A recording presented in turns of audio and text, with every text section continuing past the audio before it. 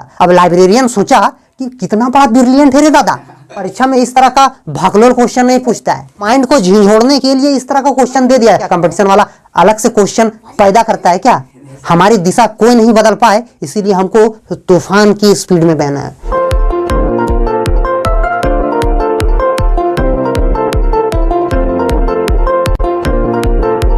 देखो, रूट वाला आंसर लगभग में आता है और लगभग का माइंड है, पर रूट के पॉइंट के पहले वाला अगर नहीं मिलेगा तो माइंड नहीं। बस ये याद रखना आप, समझे? तो सर अगर परीक्षा में ऑप्शन इस तरह ही नहीं रहेगा तो क्यों नहीं रहेगा? रहेगा, इस तरह का ऑप्शन रहेगा बेटा, समझ में आया? और परीक्षा में इस तरह का भागलोल क्वेश्चन नहीं पूछता है। अगर कॉम्पिटिटिव एग्जाम में अगर ऑप्शन वाला पूछेगा ना, तो ऑप्शन वाला में एग्जैक्ट आंसर वाला ही आपको क्वेश्चन पूछेगा, ऐसा नहीं लगभग वाला। ये तो माइंड को झिझोड़ने के लिए इस तरह का क्वेश्चन दे दिया है। ये हमारा एकेडमिक एजुकेशन है, कॉम्पिटिटिव एजुकेशन नहीं। कॉम्पिटिटिव एजुकेशन को वही क्वालिफाई कर सकता है जो जिसके पास एकेडमिक क्वालिफिकेशन बेहतर है, एकेडमिक एबिलिटी बेहतर है। एकेडमिक एजुकेशन अगर सारे सवालों को, एकेडमिक किताबों का जितने भी क्वेश्चंस हैं, उस क्वेश्चन को बेहतरीन तरीके से आप सॉल्व करते हो ना, तो कंपटीशन में क्या कंपटीशन वाला अलग से क्वेश्चन पैदा करता है क्या? वो तो वही एकेडमिक की किताबों से ही क्वेश्चन को थोड़ा बहुत मॉडिफाई करके और कॉम्पिटिटिव एग्जाम के लिए क्वेश्चन तैयार करता है। स्वामी विवेकानंद के बारे में भाई, अगर आप उसके धूल के बराबर भी नहीं, अगर धूल बराबर वाला भी गुण होता तो स्वामी विवेकानंद रात भर में पूरी मोटी किताब पढ़ लेता था, समझने के साथ साथ। ये नहीं रामायण और कुरान की तरह पढ़ना, समझ में आ रहा है ना? पढ़ने के साथ साथ उसके एक एक शब्दों को भी समझ लेता था, उसका यूज भी समझ लेता था। उसकी अगर धूल बराबर भी गुण या शक्ति अगर हम लोगों में पास होता तो पूरा किताब नहीं, कम से कम 2 चैप्टर भी तो रात भर में खत्म कर लेते हैं। कितना कितना अद्भुत होता, सोचो थोड़ा सा, समझ में आ रहा है?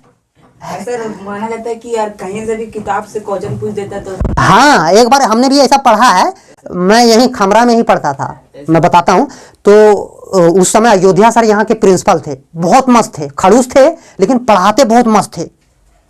तो वो क्या मैगजीन ला के देते थे बच्चों को, कोई लोग पढ़ो, तो उसमें से उस मैगजीन में एक कहानी था, उसमें महाभारत का भी हमने पढ़ा था, रामायण का भी पढ़ा था, और उसमें से स्वामी विवेकानंद के बारे में भी एक, जैसे चाचा चौधरी और साबू का जिसे देखते हो ऐसे दिया हुआ रहता है, क्या मैगजीन में किस तरह तैयार किया हुआ रहता है डायलॉग के रूप में, तो उस तरह था।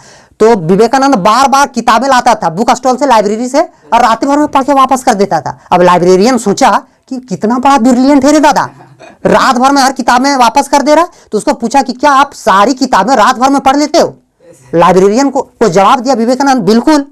तो अब लाइब्रेरियन ने सारी किताबें को साइड में रखा था, जो किताबें विवेकानंद ऑलरेडी लेके गया था, और उन किताबों को उठाया और क्वेश्चन करना शुरू, और सारे क्वेश्चन को इतने बेहतरीन तरीके से जवाब दिया कि वो बेहतर एनालिसिस और बेहतर वर्णन किताब में भी नहीं था।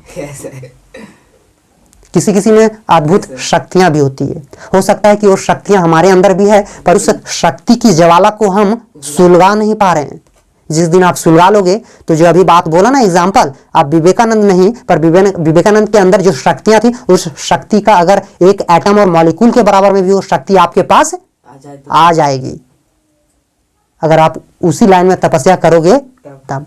ये सब चीजें से मोटिवेशन मिलता है। मोटिवेशन भी एक एनर्जी है, और मोटिवेशन आपको कुछ लम्हे तक एनर्जेटिक रख सकता है, समझ में आया?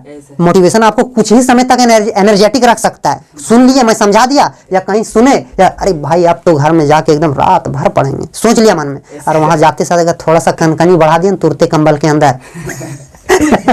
सही बात है कि नहीं? सही बात है ना?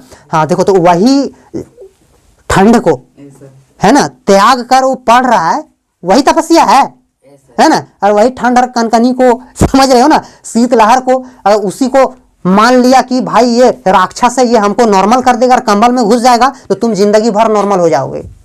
फिर तुमको जो चाहेगा वो दबा देगा, तुमको जो चाहेगा तुम्हारी दिशा बदल देगा।